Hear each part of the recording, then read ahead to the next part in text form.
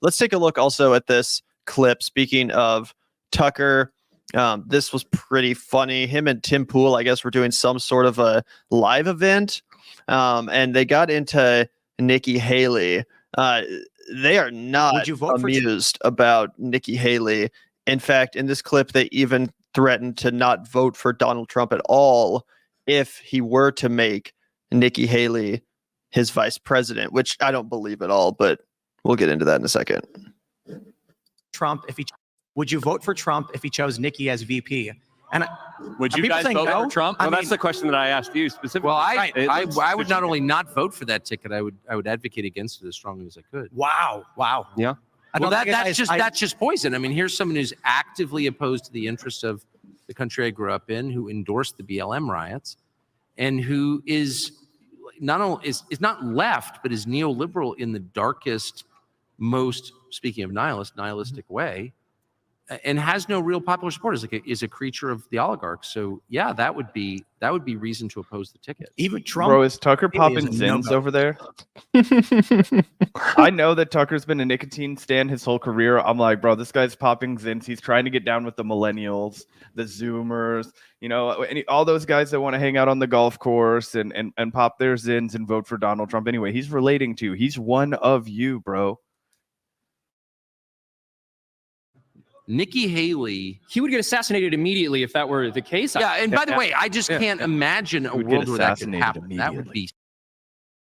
Yeah, I don't know what to make of that. I honestly don't know what to make of that. Trump would be assassinated immediately if Nikki Haley, by who? One of your crazy in the listeners? polling numbers, but he just says Maybe it, he'd be assassinated immediately. I don't know about that, pal.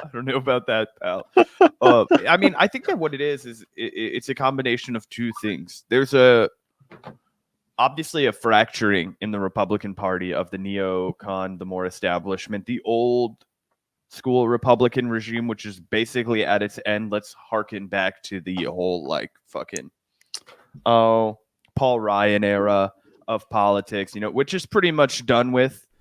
But Nikki Haley, I think, is one of the last people. She flirted with the Trumpian thing enough, but really, still has that kind of more old school, the veneer of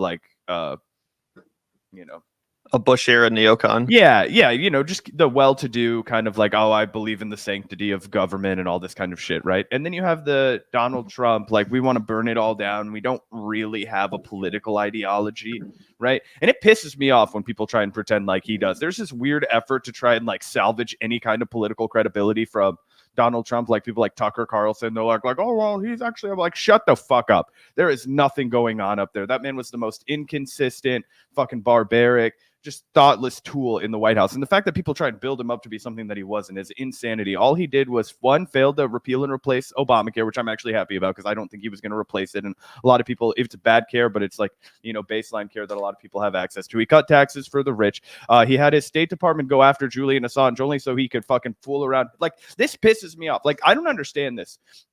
Tucker and Glenn, they'll always be like, oh, well, he was really considering it. I'm like, then why did he not tell his State Department to stop fucking the persecution? This didn't happen under Joe Biden. This happened under Donald Trump and Mike Pompeo, and they were the ones that were like, we have to go after Julian Assange, okay? And then so to turn around and be like, he was really thinking about pardoning the guy up until the bitter end. It's you have to be I'm sorry, you have to be a little thick for me. You have to be a little bit gullible in order to believe that. Of course, that was never going to happen, right? Because Donald Trump is only out for number one. He doesn't have a concise political ideology. So what people like Tim Pool and Tucker Carlson do is they just project whatever ideology that they want onto the guy and then explain away anything that he says that contradicts that. And that's essentially what they're doing here. And they're desperate to be able to maintain that. They want to be able to project whatever their audience of fucking vulnerable listeners want to hear onto the president. They'll say, this guy has no actual politics of his own, so we can project whatever we want onto him, because as long as he thinks that it's gonna keep him in the news and keep people celebrating him and keep him popular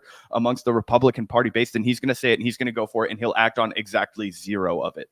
I guess I have to give him credit for the stimulus checks if you want to, but then you also have to remember, guess who locked down the whole country? You guys left a bitch about that? Oh my God, the lockdowns in the liberal left. Guess who was president, pal? Guess who was president, pal? I wasn't born yesterday. Yep. Let's take a listen to the rest of this, and then there's one more Tucker Tim clip regarding the primary that I want to react to. So crazy I mean, anything could happen, of course, but picking Nikki Haley, who's utterly treacherous and utterly dismissive of like the interests of Americans. Yeah. It's a no-go for me, but it's a yes for BlackRock. LOL. Utterly treacherous. Would you vote for Trump if he chose? That's pretty funny. Corporate interest, Tucker Carlson. That's a man that's never hung out with anybody that was at all corporate. In fact, I'm sure the Tucker Carlson network will be independently financed exclusively by listeners. Corporate free media. Yeah, and it's not like Trump was some enemy of big business either, right? Like one of his key accomplishments, quote unquote, was massive deregulations. What was his rule? For every one new regulation, you have to get rid of 2 pre-existing regulations. Like, that's a wet dream for corporate America. Are you fucking kidding me? But yeah, now BlackRock hates Trump. He literally appointed a head of the Environmental Protection Agency that had previously been on record as saying that he didn't think the Environmental Protection Agency deserved to exist. Yeah, exactly.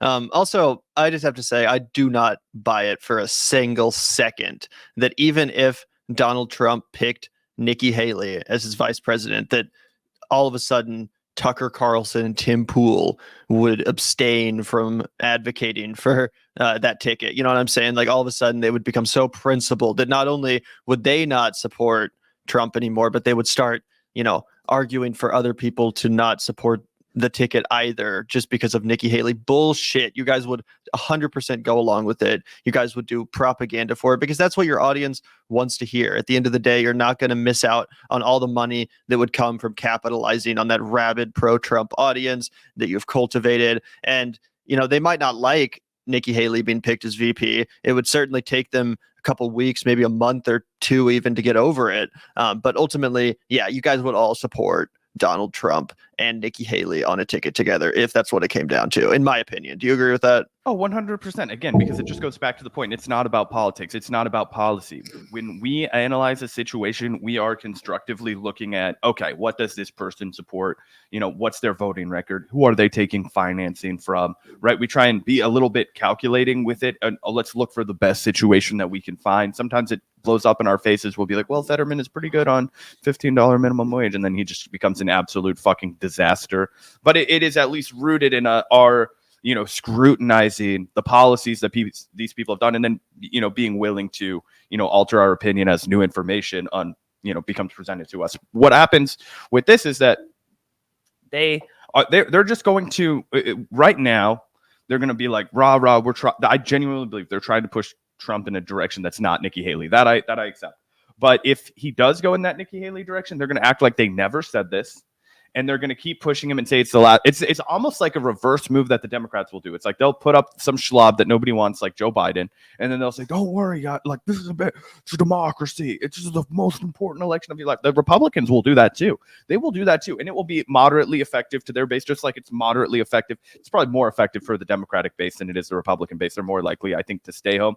But as far as the actual commentators who butter their bread with content about Donald Trump, they're going to fucking get on board with the guy.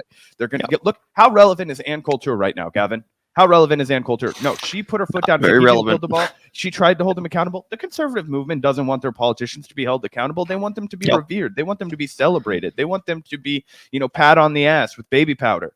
Okay, that's the reality. And we talked about this the other day too with Alex Jones, right? He briefly flirted with being anti-Trump, calling out Trump for not being a fascist enough or whatever. I forget what it was. Maybe the vaccine was the issue. Vaccine. Yeah, he called it the poison. He briefly flirted with being anti-Trump, but immediately went right back to being a cheerleader because, again, that's what his base wants to hear. And, if you guys haven't figured out, the YouTube channels that do the best, not just YouTube, but the commentators that do the best are the ones that are playing for a team. They're the ones that are cheerleading for someone or something. And usually that's either a candidate or just a political party in general. So, our more Democratic Party loving counterparts, they do a lot better than us because they are cheering for a team and they're cheering for a team that often wins. You know what I'm saying? Same thing with Republican commentators and the right wingers. They may pretend to be above partisan politics. They may pretend to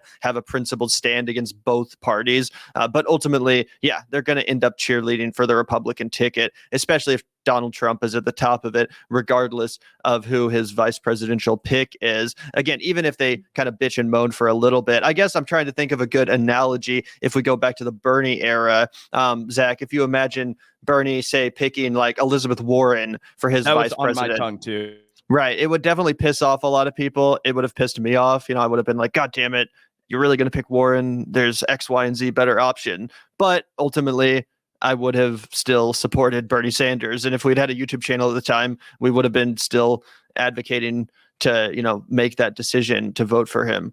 Even if we weren't super satisfied with the VP, oftentimes you don't get exactly the person you want. And oftentimes calculations have to be made about, who am I going to put off? And I need to select someone who can attract that demographic. This was the Obama calculus behind picking Joe Biden, right? And obviously the Trump decision to pick, Mike Pence in the same way, trying to balance out some of his more controversial or undesirable characteristics with someone who can, like I said, balance that out a bit. So yeah, it's interesting to think about. I still don't believe that Donald Trump will pick Nikki Haley. You think Kristi Noem is the best bet right now? Here. Let me pull this up for you guys. This is let's do a little bit of our predicted hour, Republican vice president nominee. You guys can see I've been taking shit because I bought a bunch of Kristi Noem things right before Nikki Haley got a bunch of press.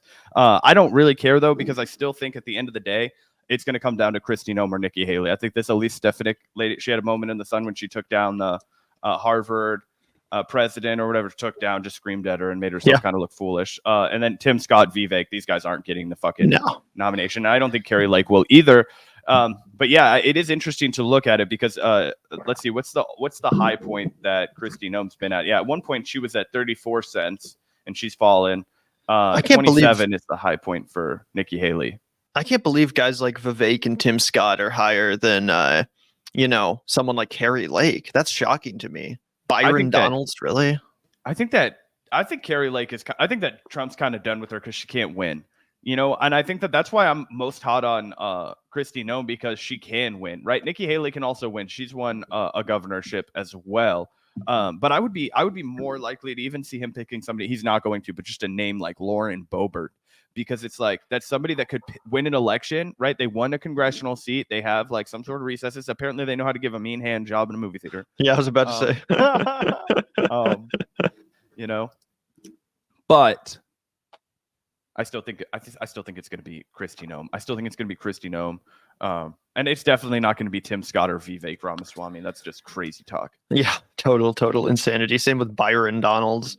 It's definitely going to be either Kristi Noem or Nikki Haley. And ultimately, I think it's going to be a real test of whether Trump or the kind of more establishment-minded advisors around him win out. Because I think in Trump's mind, he would prefer Kristi Noem. He knows Kristi Noem's more of a loyalist. I don't think Kristi Noem's ever said a negative or critical word about Donald Trump. She was even calling out Ron DeSantis when it wasn't cool to. Before Ron DeSantis totally imploded with the GOP base, when he was still a total darling of the GOP, Kristi Noem was out here taking shots at him because he was positioning himself against Trump to run in the primary. She was like, this guy's a phony. I'm the real red state governor, the real based, trigger the libs governor, all this crap. So she has always been Trump's number one soldier. That loyalty may very well be rewarded. But I imagine if there is any kind of normie establishment minded advisors left in Trump's orbit, which is a big question if there are. But if there are, I imagine they would be urging him to pick someone more like Nikki Haley, who could attract the more quote unquote moderate faction of the GOP electorate, which might, again, still have reservations about Donald Trump, because everyone who supports Kristi Noem supports Donald Trump. If you're a Kristi Noem fan, then you're a Donald Trump fan. But the Nikki Haley contingent does bring in voters who might be a little bit shy or a little bit scared about voting Trump just because they remember January 6th. They don't like the chaos. They want someone who has a more steady hand that can kind of control Trump in their mind, hopefully, like, oh, she'll be a check on him, on his insanity. She'll be able to keep things calm and sane. And who knows if that'll actually pan out? Probably not. No one can control Donald Trump, but at least optically, it'll appear that he has a handler, right? And that will calm down a lot of people that are afraid of Trump. So I think that would be the more wise decision just from a strategic political perspective. But again, I think Trump really values loyalty at this point, more so even than what I just mentioned.